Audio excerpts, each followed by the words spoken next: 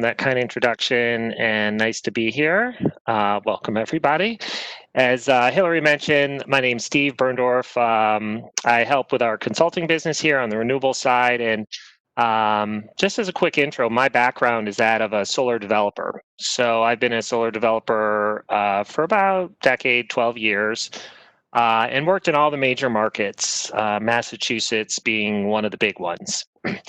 And it's funny, like the industry hasn't changed much at all, but at the same time it's changed tremendously. And so the fundamentals and the basics remain the same, but things are changing in terms of economics and programs and regulation and all that stuff. And so my hope for this webinar, we'll probably have 15, 20 minutes of kind of me presenting, but I'm hoping that it'll give you kind of some of the fundamental questions that you should be thinking about as a business, and how you ask or talk to a developer who has a slightly different agenda, right? They're selling something and you're trying to buy something of value, but just some of those key questions. So we'll address some of those basics, and also, please, if you have questions, keep it interactive. It's always better that way. So if you have questions, just either raise your hand or type them in the chat, and Hillary will relay them. But so the agenda today is really why solar for business, some of those basic core concepts. We'll look at a quick case study. We'll talk a little bit about community solar and resiliency, which could be very beneficial for the food association and for grocery stores and other manufacturing concerns. A couple takeaways, and of course, question and answer the whole time. So next slide, please.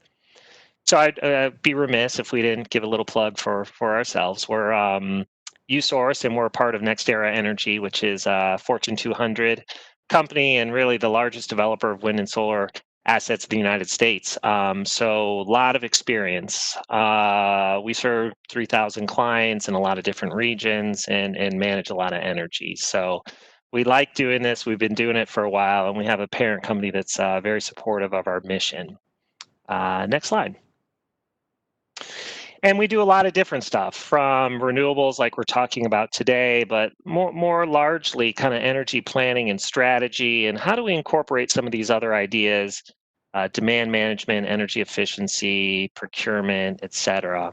And just this, I won't go too much into this, but really, this summarizes what we're trying to do over here on the right, where you may be operating today and have a certain spend, but as you consider solar, energy efficiency, demand response, other programs, you really can not only bring down that spend, but you can actually control your destiny a little bit better with renewable and energy efficient options. So we're big fans of renewables. They offer a lot of advantages.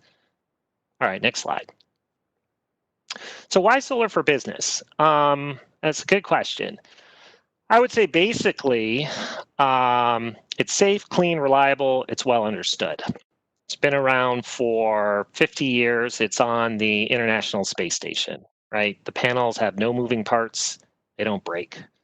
It's very well understood. And the economic benefit for a place like Massachusetts, which has relatively high cost of energy, and more importantly, very strong federal and state incentives, it's fantastic. So a couple of these ideas here, it's sort of table stakes for businesses and municipalities.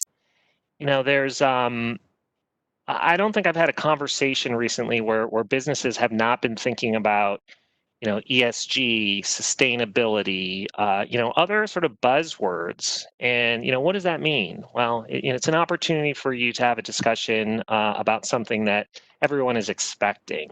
And there's been all sorts of studies out, like, Morgan Stanley put out a study that things like companies with sustainability goals perform on average 85% better, or 85% better than companies that do not. Right? It's starting to become a very well-known metric. As I mentioned, it's safe, well understood, reliable, significant economic benefits.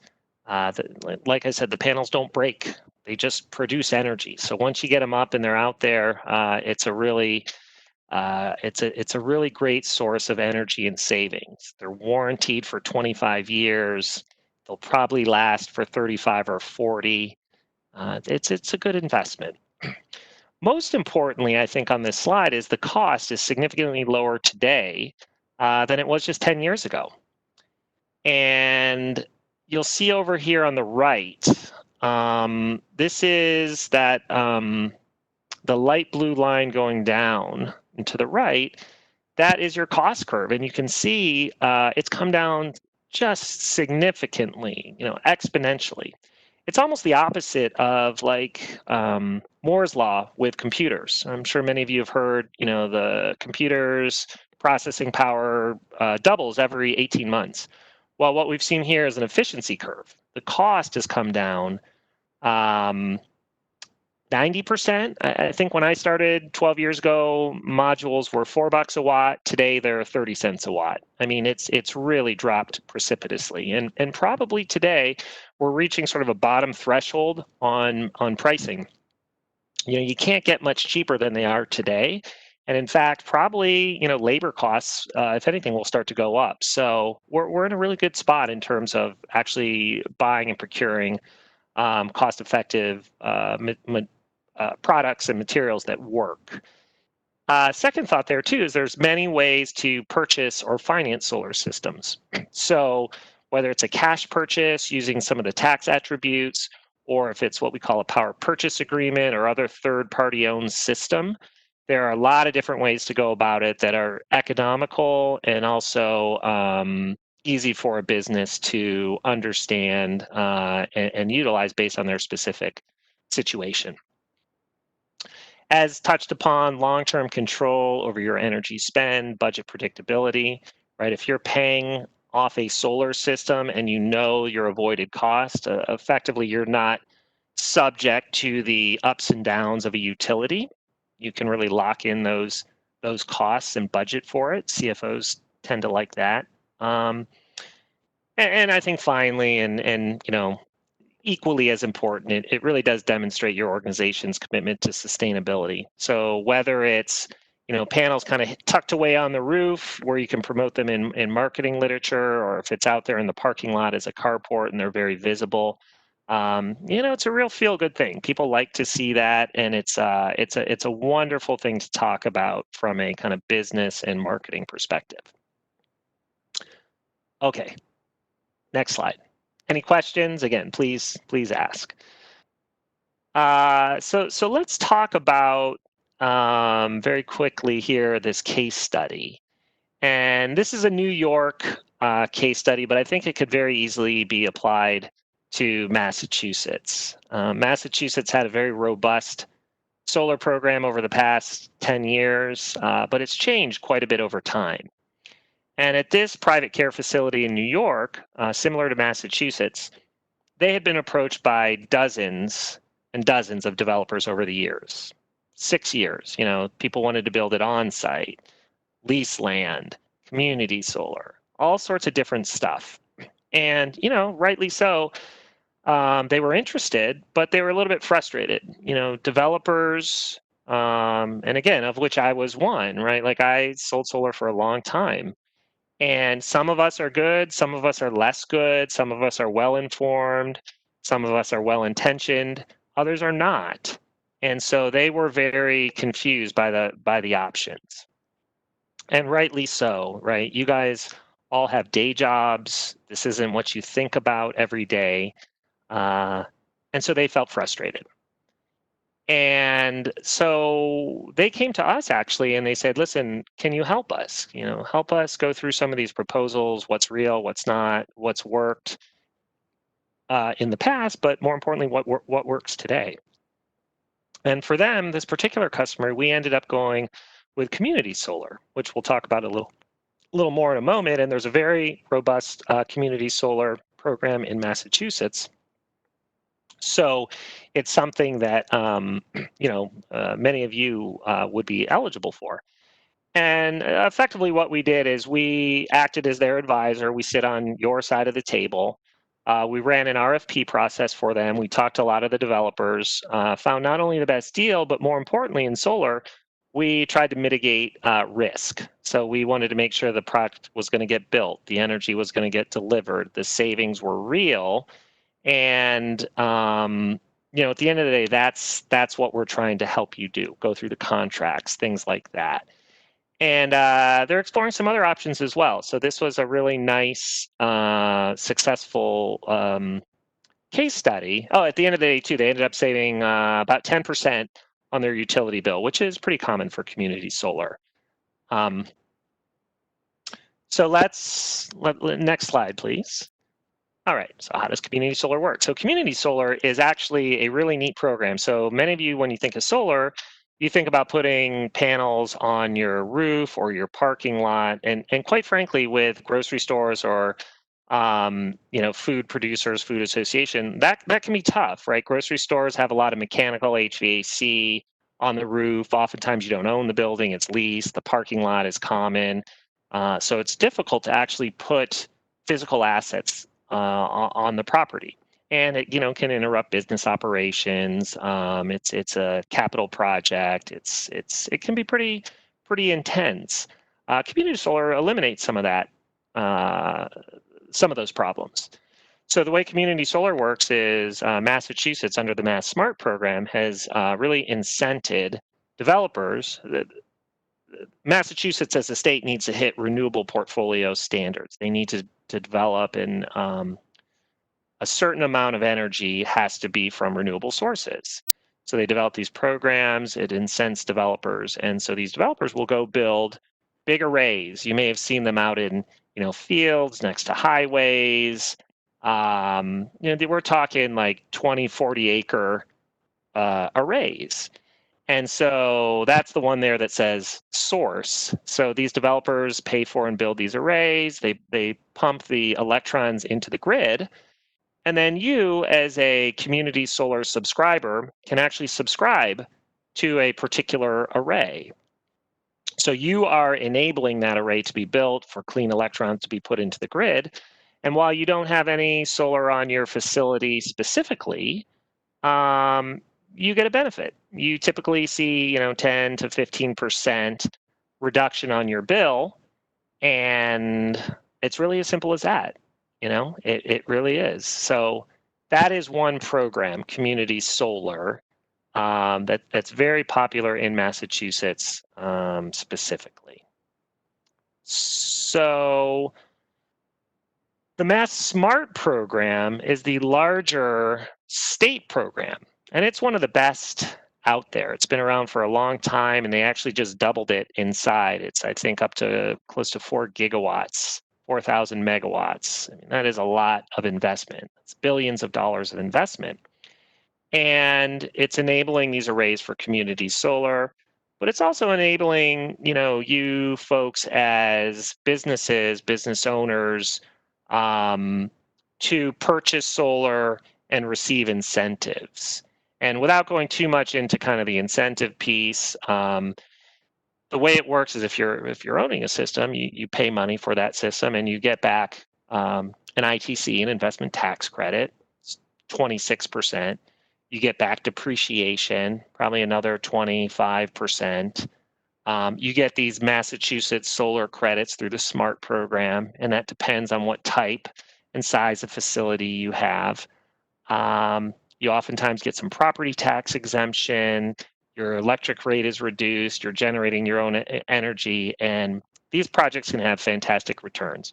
Couple year, 2, 3, 5 year paybacks, wonderful hurdle rates that CFOs really enjoy seeing on a financial pro forma. So Massachusetts, hats off to Mass. A lot of really great solar development going out there to benefit businesses in the community. So it's a good one. Okay, so we're coming up right on our 20 minutes here. I want to be sensitive to time, but let me just give you a couple bullet points as you consider whether or not solar is right for you.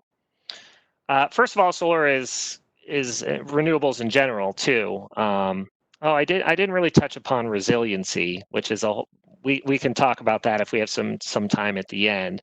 But solar and renewables, and I would throw in there resiliency. So for grocery stores in particular, microgrids, battery storage. What happens if the power goes out from a hurricane, right? There are ways to produce your own power locally to help with some of those business continuity issues. But all this is very nuanced and confusing. The technology is changing, the financing is changing, the cost and the returns are changing. It can be confusing. And you all have day jobs. So oftentimes, I believe it's important to get a good developer to help you, but maybe even better to have an advisor sit on your side of the table, someone who can really help you understand and choose a product, and more importantly, a strategy that's right for you in the business. Secondly, understand the solar potential in your state or region. That's an easy one for Massachusetts. It is tier one, great, it's awesome, right? If you were in New Hampshire, a little bit different story. Pennsylvania, a little bit different story. Massachusetts, double thumbs up.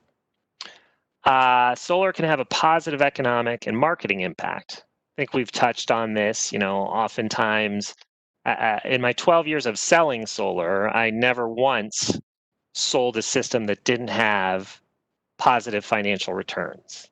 There may be a champion, you may be excited about it, but it's very difficult to get it by a CFO or a board unless there's a very strong financial imperative to move forward. I think one of the things that a lot of folks who sit on these types of webinars and calls, are not CFOs, right? A lot of you on the call are champions. You're interested. Maybe someone's asked you to look into it. So you need to learn. And I think one of the best things you can do is really understand your organization's finances, the goals, and I think most importantly, the internal hurdles, right? How does a project get done? What do you need to know? What kind of argument do you have to make to get people excited and to, write a check or sign a contract? And again, I think that's where it's important to talk to developers who are quality and consultants and advisors who can really help you think through some of these issues. But you should know how it works within your organization, because ultimately that's what's going to get a deal done or not. And that kind of bleeds into point 5 here. What's the internal appetite? How do things get done? Is it something that you're just exploring, or somebody said we need to do this? And more we're seeing sustainability goals. We're seeing very specific goals, not only for renewable generation, but sustainability as a larger concept. And so how do you think about that? And again, of course, always, again, I would be remiss if I didn't say, consider using someone like Usource or a reputable consultant to really sit on your side of the table and be helpful, because oftentimes the fees that you pay a consultant will come from a success of a development of a project, so it's not out of pocket. But more importantly, a consultant is going to get to the right answer more quickly, and you're just going to get to the right answer quickly. You're not going to have to kind of haggle on price or whatever it is, because we're going to know where it should be, and we get you there with a lot less headaches than you might have to endure if you do it on your own. So I think that's Hillary. I don't know if there's any slides. Yeah, so we're on to the Q&A session, but sorry for the rapid pace of that, but I hope there are some nuggets in there, and I'm happy to take some questions and spend as much time as you folks in the audience would like to just chat about any of this stuff. So thank you. Well, thank you, Steve, and thank you everyone again for joining us. We do have a couple questions that came in. Sure. First one would be, with winter storms and nor'easters coming up, will solar help me with risk mitigation and resiliency planning? Yes, good question. And the short answer, frankly, is no. And let's talk about that. But a solar system itself, and we get asked this question a lot, right? Like if the power goes out, the solar panels don't produce. And that's a safety issue, right? So imagine these are grid tied, the hurricane comes, power goes down. If your solar system is still working, it's going to be pumping out electrons to the grid, and that can be dangerous to a lineman who's trying to, or woman who's trying to fix the system. So it's called island, right? So it stops producing when the power goes down. Now that said, if resiliency is an issue for you, and in grocery stores, it absolutely is, right? Like if the power goes down, I believe there's laws. If it's down for more than 4 hours, inventory has to be thrown out. We've seen long-term power shutoffs in California, where everything is just literally tens of thousands of dollars of inventory is destroyed. And so oftentimes you can think more about resiliency in microgrids in this industry, where solar can be islanded, it can be shut off from exporting, and you might incorporate things like battery storage, natural gas generators, things that can be incorporated into kind of the standard business processes and continuity. And it can also have other benefits with things like insurance and other financial and risk mitigation measures. But we think about that more holistically, right? Like a solar system by itself is not going to do that for you. But if you're going through your planning process and we consider what's important to you, we can put that same solar system up there in such a way that it does address those resiliency concerns. So a lot in there, a lot in there. And at the end of the day, look, every customer is different in their needs, and there's a lot of different solutions. So it really is important to think through what it is you're trying to achieve, and then develop the solution to meet your goals. Good Great. question. A couple more. What kind of benefits apply to a grocery retailer in the Massachusetts Smart Solar Program? Oh, yeah, good question. Well, at the macro level, the SMART program enables things like community solar. So while it's not a direct benefit, through that program to you, you see, 10 to 15% off your bill. If you're actually going to produce on-site solar, you're going to create a system and tie in behind the meter. We call it distributed generation on-site. Well, it'll depend on the system size, the type of meter you have, but there are varying levels of incentives to really. It depends on the size, but all of them will be some sort of financial benefit to make the cost of solar less expensive as you plan and build. So not a great answer to that question. It's just really, it varies. The program has a lot of money. A lot of people are participating in it. It is credible, reputable. It works. It's quite frankly oversubscribed in many places. So it really does enable solar development, and it can help you on a site-by-site basis. One more. So this one we kind of touched upon, but I think you can elaborate on the second half of the question. How has PV technology improved over the last 10 years, and what new significant improvements or innovations can be expected in the future? Yeah, that's a really good question. Like I described a little bit earlier, we don't see sort of these large efficiency gains. So the panels that were out last year or 2 years ago might only have a small percentage increase, 1-2% increase. Over time, that adds up. And some are more efficient, some are less efficient. The trick there, though, is you pay for efficiency. So even if I were to pay for like the very best, modules that are, a little bit more efficient, I'm going to pay for that. And so the economics to the project typically are not impacted, right? Because you're getting more production, but you pay more for it.